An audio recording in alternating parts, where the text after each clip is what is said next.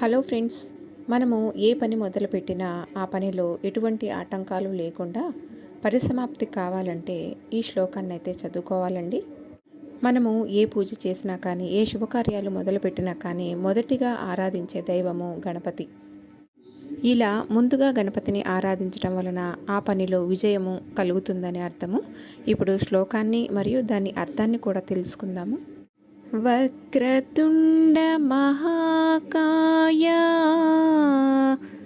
కోటి సూర్య సమప్రభా నిర్విఘ్నం కురు మే దేవ సర్వకార్యేషు సర్వదా. వంకర తొండము కలిగి పెద్ద శరీరముతో కోటి సూర్యులకు సమానమైన తేజస్సుతో ప్రకాశించు ఓ దేవా, మేము చేయు సర్వకార్యములయందు ఎటువంటి ఆటంకములు లేకుండా పరిసమాప్తి కావాలని దీవించు.